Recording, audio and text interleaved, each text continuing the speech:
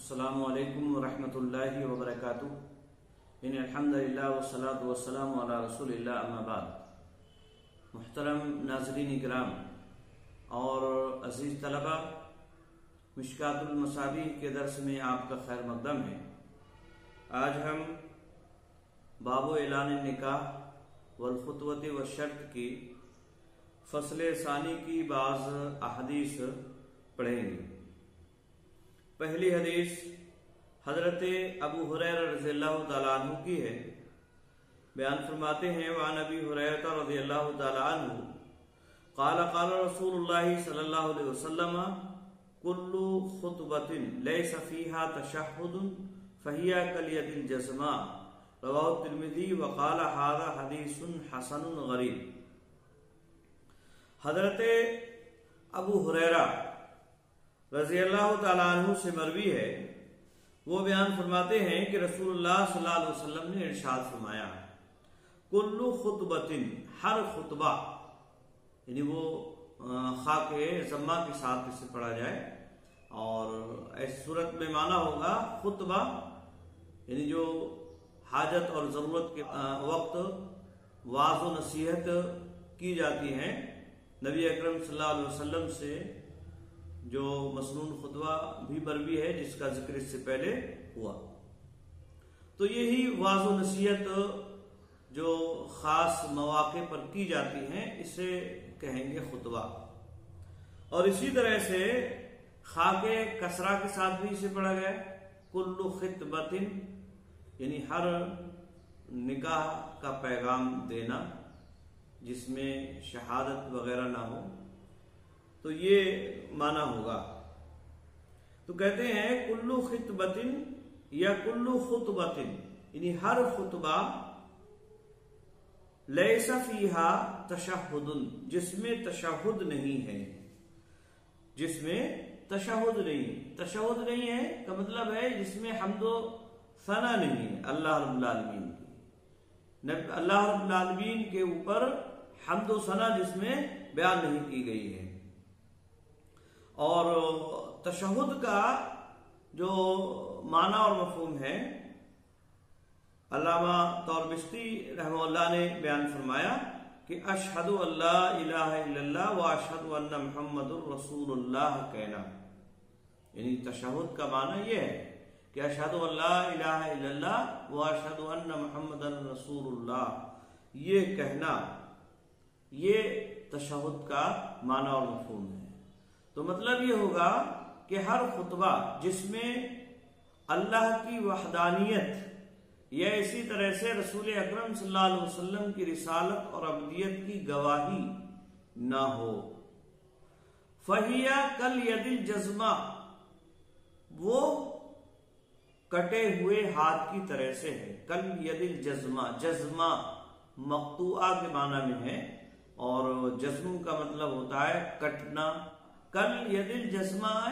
یعنی کٹے ہوئے ہاتھ کی مانند ہے، جس طرح سے ہاتھ کٹ جاتا ہے اس میں خیر و برکت اس کے ختم ہو جاتی ہے،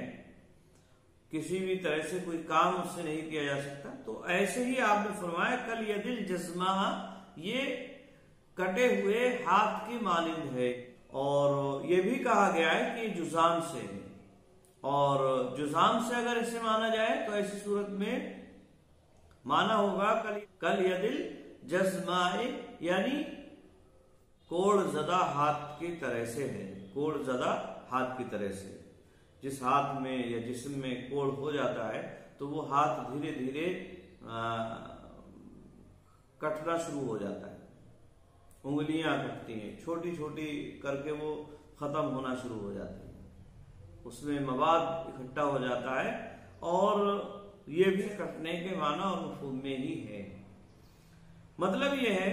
کہ یعنی جس میں تشہد نہ کہا جائے، جس میں تشہد نہ ہو، جس میں اللہ رب العالمین کی حمد و ثنا نہ ہو، جس میں اللہ کی وحدانیت اور رسول اکرم صلی اللہ علیہ وسلم کی رسالت اور عبدیت کی گواہی نہ ہو، وہ خطبہ دم بریدہ ہے، کٹے ہوئے ہاتھ کی مانند ہے، برکت سے خالی۔ مطلب دونوں کا یہی ہوگا، یعنی اس میں برکت نہیں ہے۔ بات سمجھ۔ रवाहु तिरमिजी, इसको इमाम तिरमिजी ने रवायत किया है। वक़ाल हाज़ा हदीसुन हसनुन गरीब, और इमाम तिरमिजी ने इसे कहा है कि ये हदीस हसन गरीब है, ये हदीस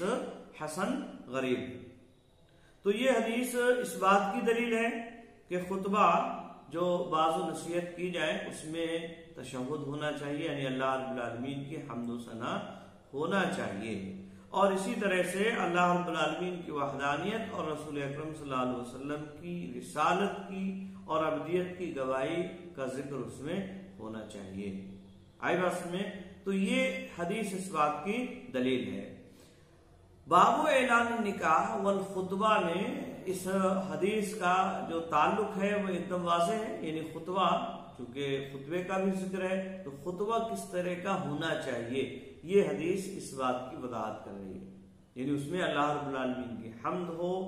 अल्लाह रब्बुल आलमीन की वहदानियत और रसूल अकरम सल्लल्लाहु अलैहि वसल्लम की अबदियत और रिसालत की गवाही होना चाहिए। आई बात में, यहाँ इमाम तिरमिजी रहमतुल्लाह का जो कौल मुअल्लिफ ने जिक्र किया है कि वो कहते हैं हाज़ा हदीसुन हसनुन गरीब, कि ये हदीस हसन गरीब है। हसन गरीब, हसन का जो माना और मफ़हूम इमाम तिरमिजी रहमतुल्लाह के यहाँ है वो है कि ऐसी रवायत, हसन इमाम तिरमिजी रहमतुल्लाह के यहाँ ऐसी रवायत को कहते हैं जो मुताअद्दिद तुर्क से मरवी हो, यानी कई सनदें उसकी हो, दो या दो से जायद सनदें उसकी मरवी हो, और उसमें कोई मुत्तहम बिलकिज़्ब रावी ना हो, यानी झूठा रावी जिस पर झूठ की तोहमत हो, ऐसा कोई रावी उसके अंदर मौजूद ना हो, और ना ही उसमें मुखालफत हो सिक़ा रावियों की, या सही अहादीस की खिलाफ उसमें कोई बात ना बयान की गई हो। तो ये है हसन इमाम तिरमिज़ी रहमतुल्लाह के यहाँ। और गरीब का मतलब होता है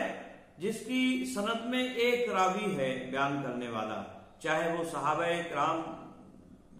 के तबके में हो या ताबईन और तबा ताबईन वगैरह के तबके में हो, किसी एक तबके में एक रावी अगर बयान करने वाला है तो उस रवायत को गरीब कहते हैं, उसको क्या कहते हैं, गरीब कहते हैं। ऐसी सूरत में हसन गरीब एक ही हदीस की सिफत बयान करना बज़ाहिर एक दूसरे से मुतारिज है, एक दूसरे के खिलाफ है। जाहिर सी बात है इमाम तिरमिज़ी के यहाँ वो हसन है जो मुताअद्दिद तुर्क से मरवी है, कई सनदें उसकी, और गरीब का माना और मफ़हूम मुहद्दिसीन की इस्तिलाह में यह है कि उसकी सनद में कोई एक रावी हो। अब अगर मुताअद्दिद तुर्क से कोई रवायत मरवी होगी तो वो ऐसी सूरत में इमाम तिरमिज़ी के यहाँ हसन है, गरीब नहीं हो सकती है, क्योंकि गरीब का मतलब तो ये है कि उसकी सनद में एक ही रावी हो, रवायत करने वाला एक ही रावी हो। तो ये इमाम तिरमिज़ी रहमतुल्लाह ने जो इस्तिलाह इस्तेमाल फरमाई है इसका क्या माना और मफ़हूम होगा, तो इस ताल्लुक से उलमा ने जो बात बयान की है कई तरह से इसके जवाबात दिए गए हैं, लेकिन इसमें सबसे बेहतर बात जो लगती है वो ये कि असल में इमाम तिरमिज़ी रहमतुल्लाह की जो इस्तिलाह है वो एक खास इस्तिलाह उन्होंने अपने लिए बयान फरमाई, और अपनी किताब सुनन तिरमिज़ी में वो मुख्तलिफ इस्तिलाहात इस्तेमाल फरमाते हैं। कभी वो कहते हैं हादा हदीसुन हसनुन, यानी ये हदीस हसन है, और कभी कहते हैं हादा हदीसुन हसनुन गरीब, कि ये हदीस हसन गरीब है। ये इसी तरह से कभी कहते हैं हादा हदीसुन सहीहुन, कि ये हदीस सही है, कभी कहते हैं हादा हदीसुन सहीहुन हसनुन, और कभी कहते हैं हादा हदीसुन हसनुन गरीबुन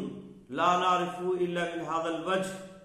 यानी ये हदीस हसन गरीब है और हम इसी सनद से इसको जानते हैं। आई बात में, तो इमाम तिरमिज़ी की जो हसन की इस्तिलाह है खास जो उन्होंने बयान की है कि मुताअद्दिद तुर्क से मरवी हो, उसमें कोई मुत्तहम बिलकिज़्ब रावी ना हो और वो रवायत शाज़ ना हो, ये खास तौर से इमाम तिरमिज़ी की उस इस्तिलाह की तारीफ है جس کے لیے وہ صرف کہتے ہیں ھذا حدیث حسن، یعنی یہ حدیث حسن ہے، صرف اسی کی یہ بات امام ترمذی رحمہ اللہ نے بیان فرمائی، یعنی اس کی کئی سندیں ہوتی ہیں ان کے یہاں، تب وہ کہتے ہیں ھذا حدیث حسن، آئی بات میں۔ اور جہاں تک ھذا حدیث حسن غریب یا ھذا حدیث حسن غریب لا نعرف الا من ھذا الوجہ، جہاں تک اس کا معاملہ ہے تو یہاں حسن کی وہ تعریف مراد نہیں ہے جو امام ترمذی رحمہ اللہ نے خاص اپنی اصطلاح بیان فرمائی ہے، بلکہ یہااں عام محدثین کی جو اصطلاح ہے حسن کی وہی مراد ہوتی ہے، اور وہ کیا ہے، یعنی جس میں صحیح کے تمام شرائط پائے جائیں، صرف راوی خفیف الضبط ہو، صرف راوی خفیف الضبط ہو تو وہ حدیث حسن ہوتی ہے عام محدثین کے یہاں۔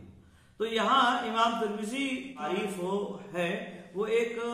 خاص تعریف خاص اصطلاح کے لیے انہوں نے یہ تعریف کی ہے، اور وہ ان کی کتاب میں وہ خاص اصطلاح ہے جس کے بارے میں کہتے ہیں ھذا حدیث حسن،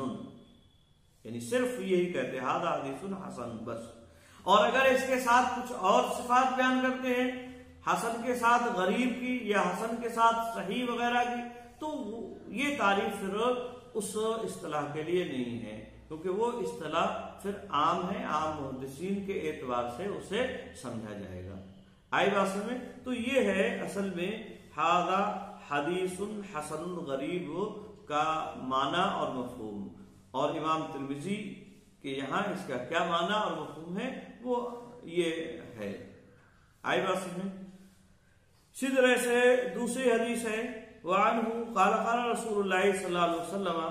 کل امر ذی بال لا یبدا فیہ بالحمد للہ فهو اقطع۔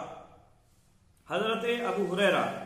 رضی اللہ تعالیٰ عنہ سے یہ روایت بھی مروی ہے، وہ بیان فرماتے ہیں کہ اللہ کے رسول صلی اللہ علیہ وسلم نے ارشاد فرمایا کل امر، ہر معاملہ، ذی بال، بال کہتے ہیں حال کو، یا اسی طرح سے شان، کوئی اہم معاملہ، ذی بال یعنی اہمیت والا معاملہ، کلو امر ذی بال ہر اہمیت والے معاملہ، ہر اہمیت والا معاملہ،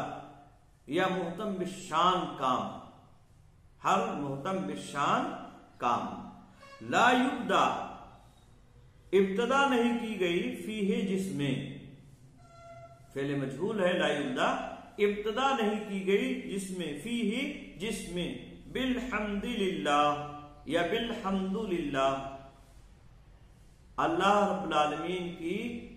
تعریف سے، یعنی جس میں اللہ کی تعریف سے ابتدا نہیں کی گئی، بالحمد یا بالحمدو بھی اسے پڑھ سکتے ہیں، اور ایسی صورت میں اعراب حکائی ہوگا، اور بالحمد بھی پڑھ سکتے ہیں کیونکہ اس سے پہلے حروف جامع میں سے باہر ہے۔ تو بالحمد للہ اللہ رب العالمین کی تعریف سے جس میں ابتدا نہیں کی گئی، فہو اقطع، تو وہ کٹا ہوا ہے، اقطع اے مقطوع البرکتی، یعنی برکت سے وہ کٹا ہوا ہے، جو معنی اوپر کل ید الجزمہ کا ہے وہی معنی اقطع کا ہے، یعنی وہ برکت سے خالی ہے، وہ کٹا ہوا ہے، مقطوع کے معنی میں، اقطع بمعنی مقطوع، تو یہاں جو ہے اقطع یعنی وہ کٹا ہوا ہے، برکت سے دور ہے، یعنی برکت اس میں نہیں ہے، برکت اس میں نہیں، یعنی ہر معاملہ جس میں اللہ رب العالمین کی حمد بیان نہیں کی گئی ہو۔ اور اوپر بھی یہی تشہد کے تعلق سے بات بیان کی گئی۔ رواہ ابن ماجہ، اس میں امام ابن ماجہ نے روایت کیا ہے، لیکن محدثین نے اس روایت پر کلام کیا ہے، کیونکہ اس میں ایک راوی وقرہ متکلم فی ہیں، ان پر کلام کیا گیا ہے، علماء و محدثین نے ان پر کلام کیا ہے، اور اسی طرح سے یہ ثقہ راویوں کی مخالفت کرتے ہیں، تو اس اعتبار سے یہ روایت ضعیف ہے، لیکن متعدد طرق سے یہ روایات وارد ہوئی ہیں، حالانکہ ان میں سے ہر ایک پر کلام ہے، اور اوپر والی جو روایت ہے اس کے تعلق سے اسی کے معنی اور مفہوم میں بھی یہی کیونکہ اس میں بالحمد کا لفظ ہے، اس میں تشہد ہے، اور تشہد کا مطلب یعنی حمد و صلاۃ ہی ہے، اللہ رب العالمین کی تعریف یا نبی اکرم صلی اللہ علیہ وسلم کی عبدیت اور رسالت کی گواہی وغیرہ۔ تو یہ اسی روایت کے معنی اور مفہوم میں گویا کہ ہے۔ تو ان دونوں حدیثوں کا خلاصہ یہی ہے کہ ہر خطبہ یا اسی طرح سے محتم بالشان کام جس میں اللہ رب العالمین کی حمد نہ ہو یا اسی طرح سے تعریف نہ ہو، رسول اکرم صلی اللہ علیہ وسلم کی شہادت، رسالت کی شہادت اور عبدیت کی شہادت نہ ہو، تو وہ برکت سے خالی ہوتا ہے۔ یہ روایات اسی بات کی دلیل ہیں۔ اللہ کے نبی صلی اللہ علیہ وسلم کے جو خطبات ہیں ان میں بھی آپ صلی اللہ علیہ وسلم کا یہی طریقہ ہوتا تھا، پہلے حمد بیان کرتے، پھر نبی اکرم صلی اللہ علیہ وسلم کو درود و سلام ہوا کرتے تھے۔ اور اسی طرح سے قرآن مجید میں جو اللہ رب العالمین نے بیان فرمایا طریقہ، وہ طریقہ بھی یہی ہے۔ یہ طریقہ جو ہے اللہ رب العالمین نے حمد اور پھر رسول کی تعریف اور پھر اپنا جو بھی مقصد ہے وہ بیان کیا جائے، اور آپ صلی اللہ علیہ وسلم نے جو خطوط لکھے ہیں تو وہ خطوط بھی اسی بات پر دلالت کرتے ہیں۔ لہذا معنی اور مفہوم کے اعتبار سے یہ ایک دم صحیح اور درست ہے، اور اگرچہ ان روایات پر کلام کیا گیا ہے لیکن معنی اور مفہوم کے اعتبار سے اپنی جگہ صحیح ہے۔ اور وہ یہ کہ کوئی بھی کام ہو اس میں اللہ رب العالمین کی حمد ہو، نبی اکرم صلی اللہ علیہ وسلم پر درود و سلام ہو، اور آپ صلی اللہ علیہ وسلم کی رسالت اور عبدیت کی گواہی کا ذکر اس میں کیا جائے۔ آئی بات سمجھ میں؟ تیسری حدیث حضرت عائشہ رضی اللہ تعالیٰ عنہ کی ہے، وہ کہتی ہے عائشہ رضی اللہ تعالیٰ عنہ قالت قال رسول اللہ صلی اللہ علیہ وسلم اعلنوا هذا النکاح وجعلوه في المساجد واضربوا عليه بالدفوف رواہ الترمذی وقال هذا حدیث غریب۔ حضرت عائشہ رضی اللہ تعالیٰ عنہ سے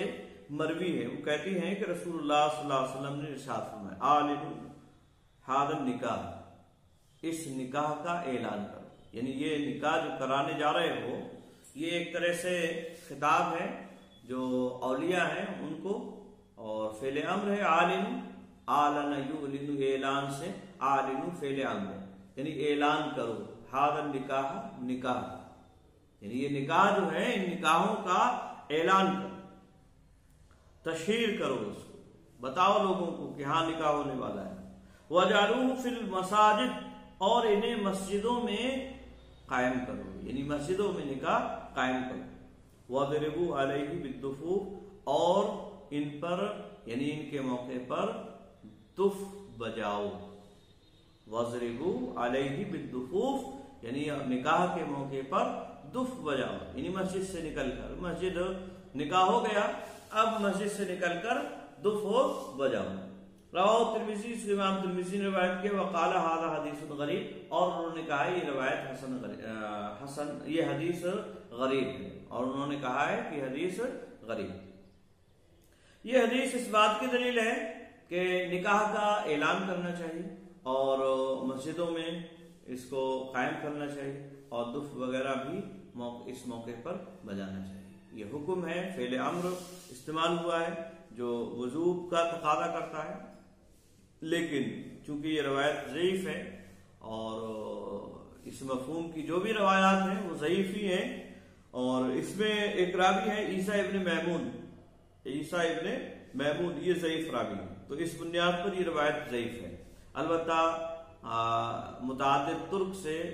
یہ روایات وارد ہوئی ہیں، تو البتہ یہ بات اپنی جگہ صحیح ہے کہ نکاح کے موقع پر تشہیر کرنا اور لوگوں کو اس کے سلسلے میں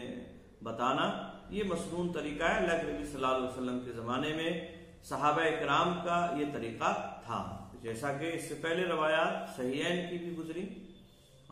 اور دف کا جہاں تک معاملہ ہے تو دف بجانے کا بھی ذکر اس سے پہلے ہے، لیکن یہ بھی مسنون ہی ہوگا۔ اور یہاں جو فعل امر ہے کیونکہ یہ روایت صحیح نہیں ہے، اس لیے اس سے وجوب کا قول لینا یا وجوب ثابت کرنا یہ درست نہیں ہوگا۔ البتہ اس میں مسجدوں میں نکاح قائم کرنے کا جو الگ سے حکم ہے، اس کے سلسلے میں بات کہی جا سکتی ہے کہ یہ چونکہ روایت صحیح نہیں ہے، اس لیے مسجدوں میں قائم کرنا یہ نبی اکرم صلی اللہ علیہ وسلم کے زمانے میں اس کا کوئی ثبوت نہیں ملتا ہے۔ ہاں اگر کوئی مسجدوں میں نکاح قائم کرتا ہے اس حدیث کی بنیاد پر نہیں، ویسے ہی تو اس میں کوئی قباحت کی بات نہیں ہوگی، کیونکہ اس میں خطبہ ہے یا اسی طرح سے اس میں ایجاب و قبول ہے، تو یہ خیر و برکت عبادت ہی ہے ایک طرح سے، اور اس کی کوئی وضاحت مطلب اس کی ممانعت کی کوئی دلیل موجود نہیں ہے، اس کی ممانعت کی کوئی دلیل موجود نہیں ہے، تو اس لیے مسجد میں بھی نکاح قائم کیا جا سکتا ہے، اس میں کوئی حرج کی بات نہیں۔ اسی طرح سے چوتھی حدیث عن محمد بن حاتم الجمحی عن النبی صلی اللہ علیہ وسلم قال فصل ما بین الحلال والحرام الصوت والدف فی النکاح، رواہ احمد والترمذی والنسائی وابن ماجہ۔ حضرت محمد بن حاتم الجمحی یہ روایت کرتے ہیں نبی اکرم صلی اللہ علیہ وسلم سے، قال آپ صلی اللہ علیہ وسلم نے ارشاد فرمایا فصل ما بین الحلال والحرام، حلال اور حرام کے درمیان میں فصل کرنے والی چیز، یعنی ان کے درمیان میں فرق کرنے والی چیز ہے الصوت، آواز، التشہیر، تشہیر یعنی شہرت دینا، صوت کا مطلب یہ ہے، صوت یعنی تشہیر ہے، نکاح کا اعلان کیا جائے، یہ ہے فرق کرنے والے۔ والدف، اور دف ہے ایسے دف جس میں میوزک وغیرہ نہ ہو، جس میں جھنکار نہ ہو، پھر نکاح کے سلسلے میں۔ رواہ احمد و ترمذی و نسائی ابن ماجہ، اس کو امام احمد، ترمذی، ابن ماجہ اور نسائی نے روایت کیا۔ تو یہ حدیث بھی اس بات کی دلیل ہے کہ نکاح کے موقع پر تشہیر ہونا چاہیے، اور اسی طرح سے دف وغیرہ بھی بجائیں، تو یہ جو ہے سنت ہے، اور جیسا کہ اس سے پہلے روایات اس تعلق سے گزر چکی ہیں، تو تشہیر نکاح کے موقع پر یہ مسنون طریقہ ہے، اور ایسا کرنا یہ سنت سے ثابت ہے۔ تو یہ حدیث بھی اسی بات کی دلیل ہے، اس مفہوم کی اس سے پہلے روایات بھی گزر چکی ہیں۔ آج کے لیے بس اتنا ہی۔ السلام علیکم ورحمۃ اللہ وبرکاتہ۔